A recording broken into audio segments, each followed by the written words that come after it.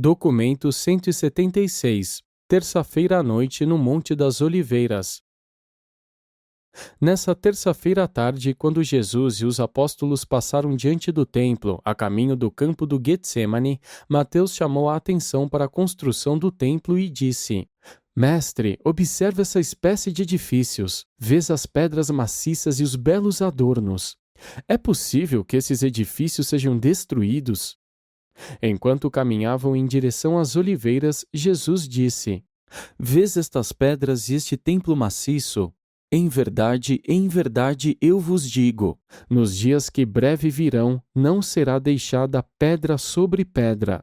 Elas serão todas derrubadas. Essas observações, descrevendo a destruição do templo sagrado, despertaram a curiosidade dos apóstolos à medida que caminhavam atrás do Mestre. Eles não podiam conceber nenhum acontecimento a não ser o fim do mundo que ocasionasse a destruição do templo. Para evitar as multidões, ao passar pelo Vale do Cedron a caminho do Getsemane, Jesus e os seus colaboradores pensavam em escalar a ladeira do Monte das Oliveiras até uma certa altura e depois seguir uma trilha até o seu campo particular perto do Getsemane, localizado a uma pequena distância acima da área do campo público. Quando estavam para deixar a estrada que ia para Betânia, eles observaram o templo, glorificado pelos raios do sol que se punha. E, enquanto subiam o monte, iam vendo as luzes da cidade e contemplaram a beleza do templo iluminado. E lá, sob a luz suave da lua cheia, Jesus e os 12 assentaram-se. O mestre falou-lhes e logo Natanael fez esta pergunta: Dize-no, mestre, como saberemos que esses acontecimentos estão próximos? 1. A destruição de Jerusalém. Ao responder à pergunta de Natanael, Jesus disse: Sim, eu falarei sobre o tempo em que esse povo haverá preenchido a sua taça de iniquidade, quando a justiça descerá rapidamente sobre esta cidade de nossos pais. Eu devo deixar-vos em breve e irei para o meu Pai. Depois que eu deixar-vos, cuidai para que nenhum homem vos engane, pois muitos virão como libertadores e arrastarão muitos outros ao erro. Quando escutardes das guerras e rumores de guerras, não vos perturbeis, pois, apesar de todas essas coisas estarem por acontecer, o fim de Jerusalém ainda não é iminente. Não deveríeis perturbar-vos por causa da fome ou terremotos, nem deveríeis preocupar-vos se fordes entregues às autoridades civis, nem se fordes perseguidos por causa do Evangelho. Sereis expulsos da sinagoga e colocados em prisões por minha causa, e a alguns de vós eles matarão. Quando fordes levados perante os governadores e legisladores, será para dar um testemunho da vossa fé e mostrar a vossa firmeza no evangelho do reino. E, quando fordes colocados perante os juízes, não vos inquieteis de antemão sobre aquilo que deveríeis dizer, pois o Espírito vos ensinará exatamente naquela hora sobre o que devereis responder aos vossos adversários. Nesses dias de adversidade, até mesmo os vossos parentes, sob a liderança daqueles que houverem rejeitado o Filho do Homem, irão conduzi-los à prisão e à morte. Durante um certo tempo, podereis ser odiados por todos os homens por minha causa, mas, mesmo nessas perseguições, eu não vos abandonarei. O meu Espírito não vos desertará. Sede pacientes, não duvideis de que o Evangelho do Reino triunfará sobre todos os inimigos e que finalmente será proclamado a todas as nações. Jesus fez uma pausa enquanto olhava para a cidade abaixo. O mestre compreendeu que a rejeição do conceito espiritual do Messias e a determinação de apegarem-se com persistência e cegueira a uma missão material para o libertador esperado, em breve iriam levar os judeus a um conflito direto com os poderosos exércitos romanos. E essa luta iria resultar apenas na derrocada final e completa da nação judaica. Quando rejeitou a sua outorga espiritual e se recusou receber a luz do céu, do modo como brilhou tão misericordiosamente sobre todos, o seu povo estava selando a condenação de si próprios como um povo independente e sem a sua missão espiritual especial na terra. E os próprios líderes judeus posteriormente reconheceram que havia sido essa ideia terrena do Messias que, direta e finalmente, conduziu à turbulência a qual trouxe a destruição deles. Já que Jerusalém estava para tornar-se o berço dos primeiros movimentos dos evangelhos, Jesus não quis que os seus educadores e pregadores perecessem na ruína terrível do povo judeu junto com a destruição de Jerusalém. E por isso deu essas instruções aos seus seguidores. Jesus estava preocupado com a possibilidade de que alguns dos seus discípulos viessem a se envolver nas revoltas que logo aconteceriam e que assim perecessem durante a queda de Jerusalém. E então André perguntou: Mas, mestre, se a cidade sagrada e o templo estão para ser destruídos, e se tu não estiveres aqui para orientar-nos, quando devemos abandonar Jerusalém? Jesus disse: Podeis permanecer na cidade depois que eu tiver partido, e mesmo durante esses duros tempos de perseguição amarga.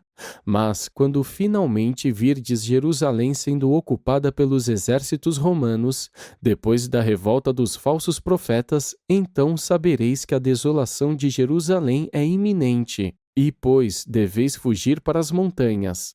Que ninguém que esteja na cidade, nem em seus arredores, permaneça para salvar nada, nem aqueles que estiverem fora que não ousem entrar lá. Haverá uma grande atribulação, pois esses serão os dias da vingança dos gentios. Depois que houverdes abandonado a cidade, esse povo desobediente irá cair no fio da espada e será levado à prisão em todas as nações, e assim Jerusalém será esmagada pelos gentios. Nesse meio tempo eu previno-vos, não vos deixeis enganar. Se algum homem aproximar-se de vós dizendo: Olhai, aqui está o libertador, ou olhai, lá está ele. Não deveis acreditar, pois muitos educadores falsos surgirão e muitos homens serão levados de roldão. Mas não deveis deixar-vos enganar, pois sobre tudo isso eu vos preveni de antemão. Os apóstolos sentaram-se em silêncio sob a luz da lua durante um tempo considerável, enquanto essas predições surpreendentes do Mestre afundavam-se nas suas mentes confusas. E foi praticamente por causa desse aviso que o grupo inteiro de crentes e discípulos, quando apareceram as primeiras tropas dos romanos, abandonou Jerusalém, encontrando um abrigo seguro ao norte em Pela. Mesmo depois desse aviso explícito, muitos dos seguidores de Jesus interpretaram essas previsões como se elas se referissem às mudanças que obviamente ocorreriam em Jerusalém, quando do reaparecimento do Messias, resultando no estabelecimento da Nova Jerusalém e na ampliação da cidade para que se transformasse na capital do mundo. Nas suas mentes, esses judeus estavam determinados a associar a destruição do templo com o fim do mundo. Eles acreditavam que essa nova Jerusalém abrangeria toda a Palestina, e que ao fim do mundo seguir-se-ia o surgimento imediato dos novos céus e da nova terra. E assim, então, não era estranho que Pedro dissesse: Mestre, sabemos que todas as coisas passarão quando os novos céus e a nova terra surgirem, mas como saberemos quando vós ireis retornar para que tudo isso se cumpra? Ao ouvir isso, Jesus ficou pensativo por algum tempo e então disse: Vós errais sempre, pois estáis sempre tentando ligar o novo ensinamento ao antigo. Vós estáis determinados a compreender de um modo errado todo o meu ensinamento. Vós insistis em interpretar o Evangelho de acordo com as vossas crenças já estabelecidas. Entretanto, vou tentar esclarecer-vos. 2. A segunda vinda do Mestre. Em várias oportunidades, Jesus havia feito afirmações as quais levaram os seus ouvintes a inferir que, embora tivesse a intenção de deixar este mundo em breve, ele voltaria muito certamente para consumar o trabalho do reino do céu. À medida que nos seus seguidores aumentou a convicção de que ele estava para deixá-los, elevou-se também a de que, depois que tivesse partido deste mundo, mais do que natural seria para todos os crentes manterem-se apegados às promessas de que ele retornaria. A doutrina da segunda vinda de Cristo tornou-se, assim, logo incorporada aos ensinamentos dos cristãos, e quase toda a geração posterior de discípulos tem acreditado devotamente nessa verdade e aguardado confiantemente essa vinda em alguma época. Já que deviam separar-se do seu educador e mestre, então, esses primeiros discípulos e apóstolos tinham mais motivos ainda para agarrarem-se àquela promessa de retorno. E eles não tardaram em ligar a destruição prevista de Jerusalém, atrelando-a à segunda vinda prometida. E continuaram a interpretar assim as suas palavras, apesar dos esforços especiais do Mestre durante essa noite de instrução no Monte das Oliveiras para impedir exatamente esse erro. Continuando a responder à pergunta de Pedro, Jesus disse: Por que supondes ainda que o Filho do Homem deva sentar-se no trono de Davi? E por que esperais ver cumpridos os sonhos materiais dos judeus? Já não vos disse todos esses anos que o meu reino não é deste mundo? As coisas que estais agora desprezando estão chegando a um fim. Mas que isto seja um novo começo do qual o evangelho do reino possa sair para todo o mundo, e que seja a salvação levada a todos os povos.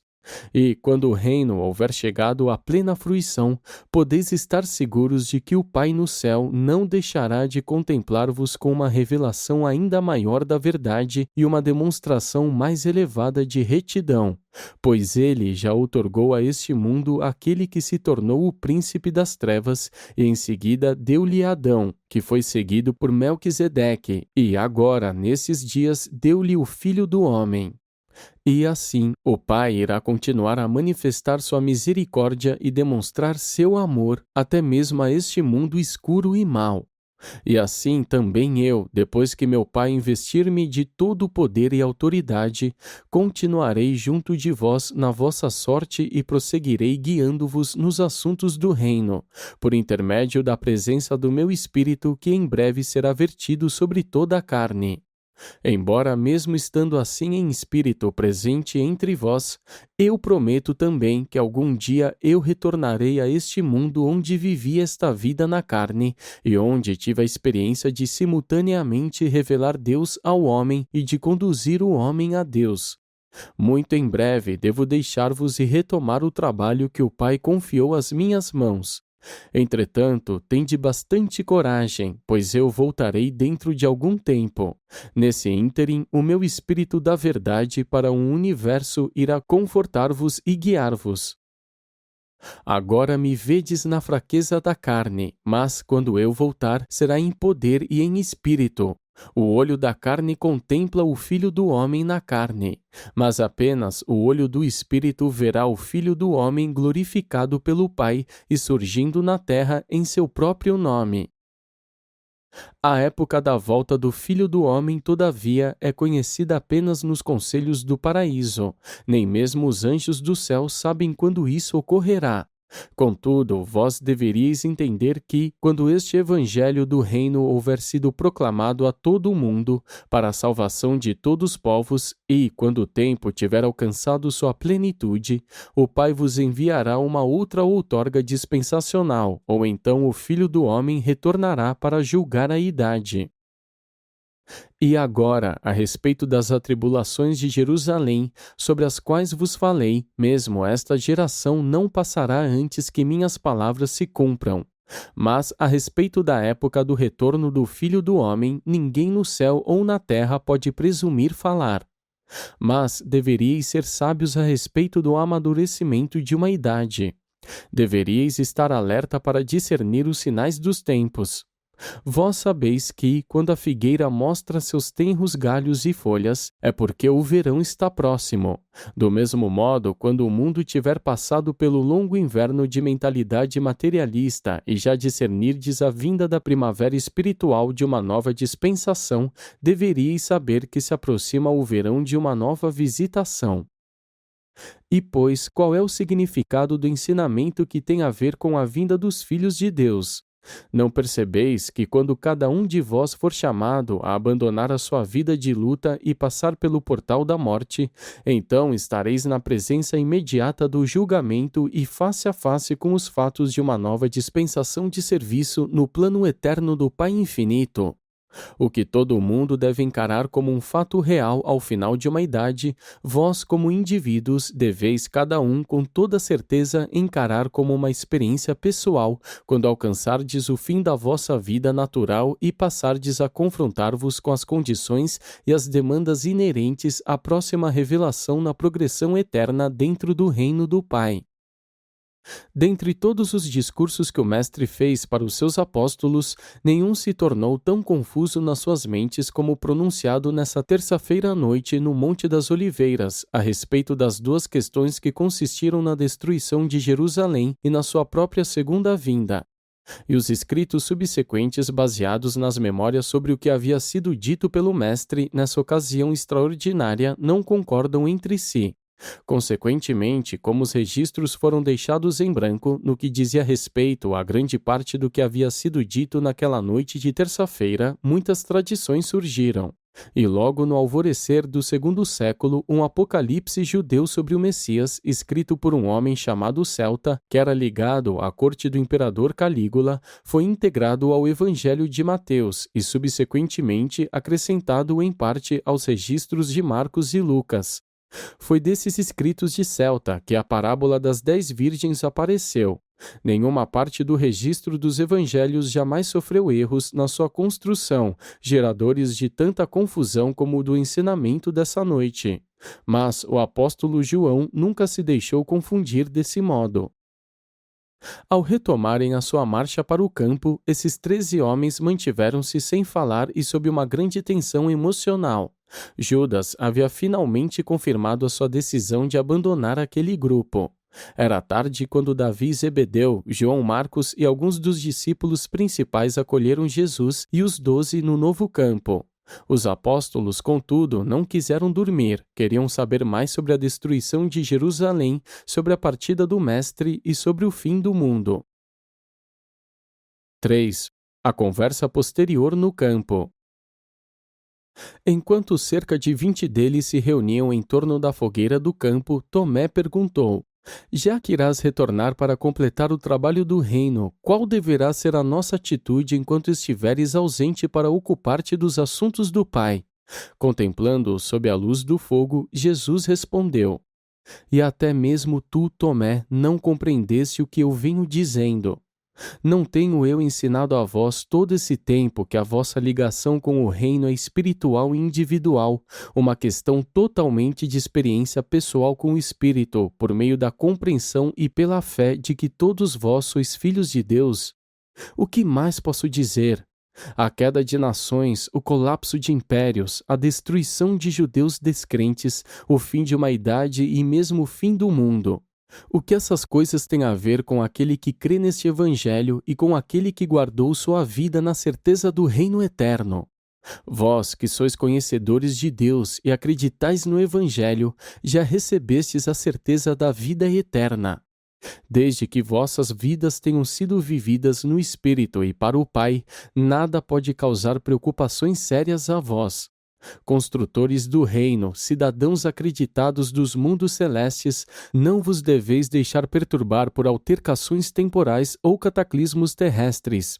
Em que vos importa, a vós que credes nesse evangelho do reino, se caírem as nações, se terminarem as idades, ou se todas as coisas visíveis se colidirem, porquanto sabeis que a vossa vida é uma dádiva do Filho e que é eternamente segura no Pai.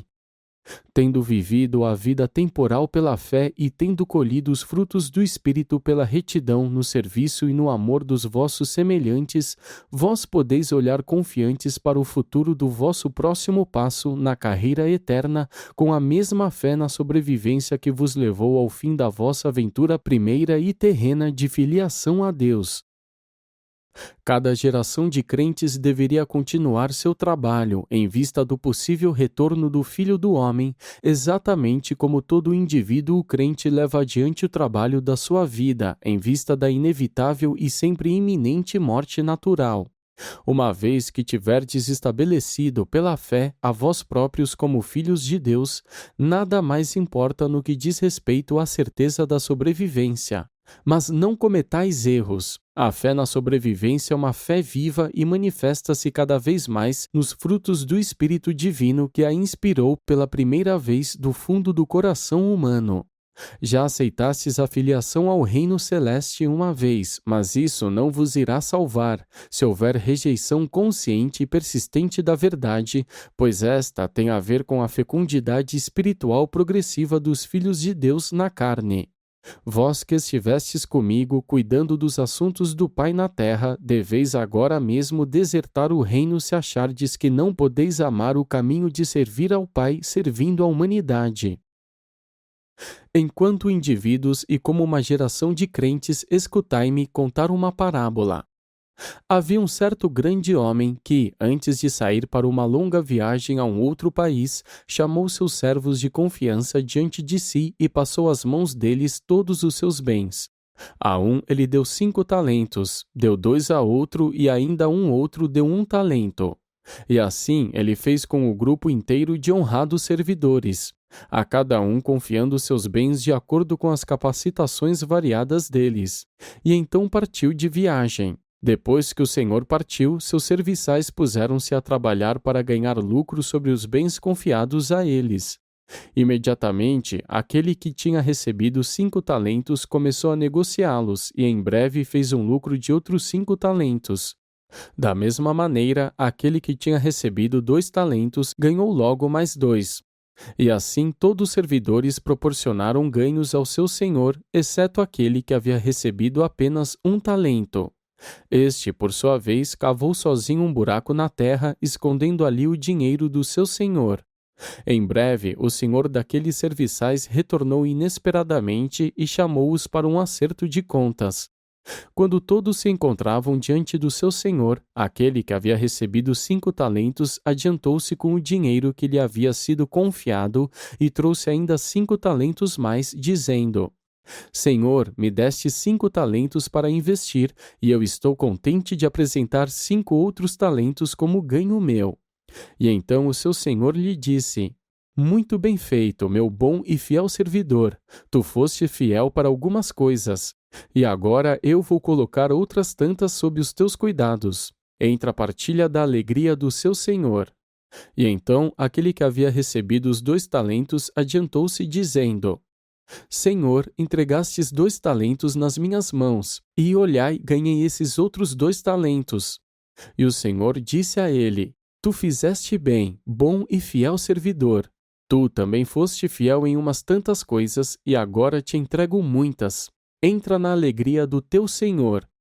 E então veio para prestar contas o que tinha recebido 1 talento. Esse serviçal adiantou-se dizendo: Senhor, eu vos conheço e sei que sois um homem astucioso, e que esperais ganhos onde vós não trabalhasses pessoalmente. Portanto, eu fiquei temeroso de arriscar aquilo que a mim foi confiado. Escondi com segurança o vosso talento debaixo da terra. Aqui está ele, agora tendes o que vos pertence. Mas o Senhor respondeu-lhe: Tu és um serviçal indolente e folgado. Pelas tuas próprias palavras, confessas que sabias que eu iria exigir de ti uma prestação de contas com um lucro razoável, tal como os que os teus diligentes companheiros servidores me prestaram neste dia. Tendo conhecimento disso, deverias, portanto, ter ao menos colocado o meu dinheiro nas mãos dos banqueiros, para que no meu retorno eu pudesse recebê-lo de volta com alguns juros. E então esse senhor disse ao administrador-chefe: Tira o talento das mãos desse servidor, que não sabe extrair proveito de nada, e dá ao que tem 10 talentos. Aqueles que já possuem, mais será dado e terão em abundância.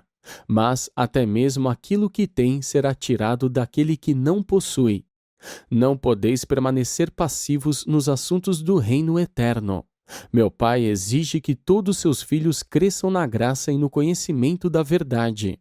Vós que sabeis dessas verdades, deveis fazer crescer os frutos do Espírito e manifestar uma devoção crescente ao serviço desinteressado dos vossos semelhantes, que também são servidores. E lembrai-vos de tudo que ministrares ao menor dos meus irmãos, a mim é que esse serviço estará sendo prestado. E assim é que deveríeis cuidar dos negócios do Pai, agora e para sempre, e eternamente mesmo. Continuai até que eu venha. Cuidai com fidelidade daquilo que vos for confiado, e assim estareis prontos para a prestação de contas da morte. E tendo vivido assim para a glória do Pai e satisfação do Filho, entrareis com alegria e com um júbilo extremamente grande no serviço eterno do reino perpétuo. A verdade está viva. O Espírito da Verdade está sempre conduzindo os filhos da luz para novos reinos de realidade espiritual e de serviço divino. A verdade não lhes foi dada para que vós a cristalizasseis em formas estabelecidas, seguras e honradas. Vós deveis elevar tanto a vossa revelação da verdade quando ela passar pela vossa experiência pessoal, que aquela beleza nova e os reais ganhos espirituais se tornem abertos a todos aqueles que contemplam os vossos frutos espirituais e que, em consequência disso, sejam conduzidos a glorificar o Pai que está no céu. Apenas os que servem com fidelidade e que assim crescem no conhecimento da verdade e que, por meio dela, desenvolvem a capacidade da apreciação divina das realidades espirituais podem esperar entrar completamente no júbilo do seu Senhor. Que triste visão para as gerações sucessivas de seguidores professos de Jesus ter de dizer a respeito da administração que fizeram da verdade divina. Aqui, mestre, está a verdade que vós colocastes em nossas mãos há 100 ou 1000 anos. Não perdemos nada. Preservamos fielmente tudo o que nos destes. Não permitimos que fossem feitas mudanças naquilo que nos ensinastes.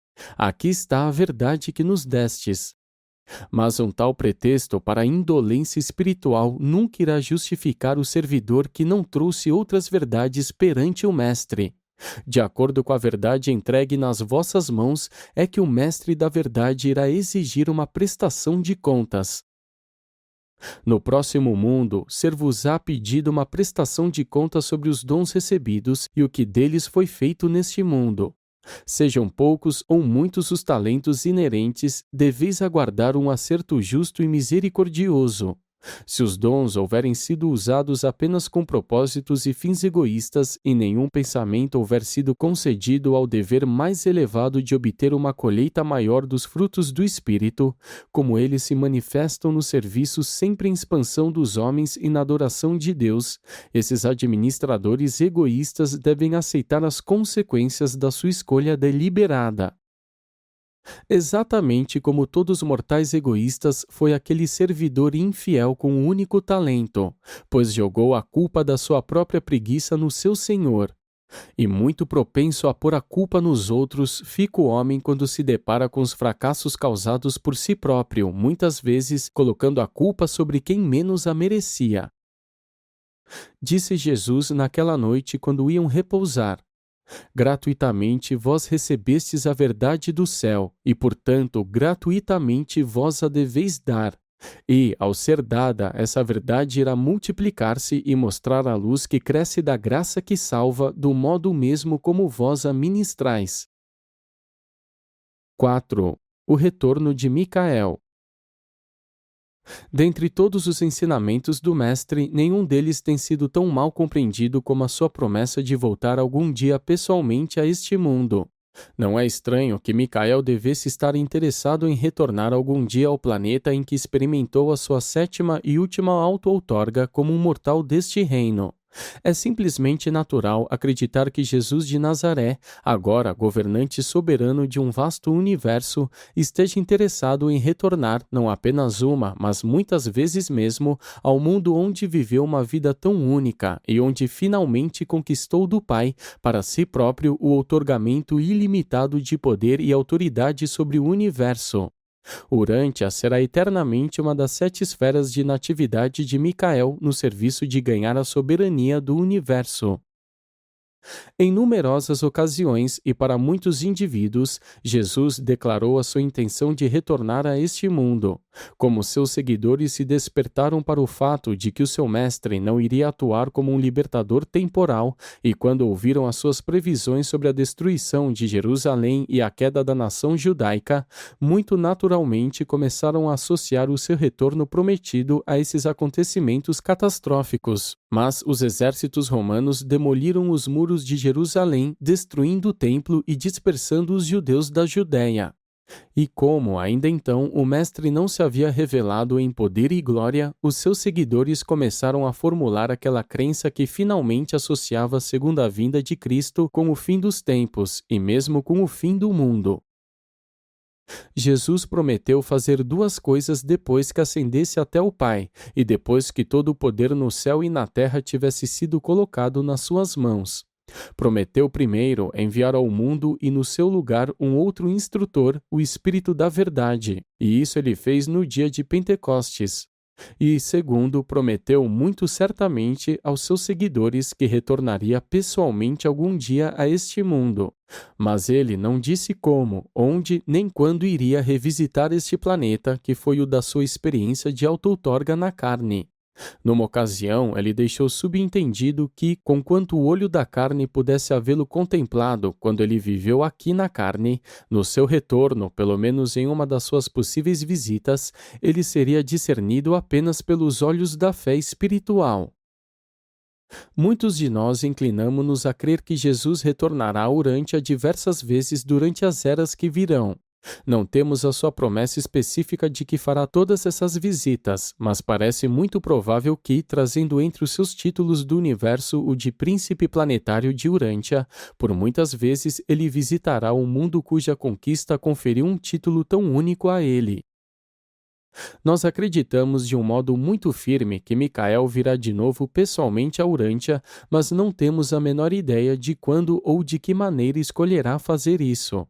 Será que o seu segundo advento na Terra está marcado para ocorrer junto com o julgamento final desta era presente, seja com ou sem o aparecimento interligado de um filho magisterial? Será que ele virá junto com o término de alguma era posterior de Urântia? Virá sem anúncio e como um acontecimento isolado? Não sabemos. De uma coisa apenas estamos seguros, de que, quando ele retornar, todo o mundo saberá disso, provavelmente, pois ele deverá vir como o governante supremo de um universo e não anonimamente como uma obscura criança em Belém.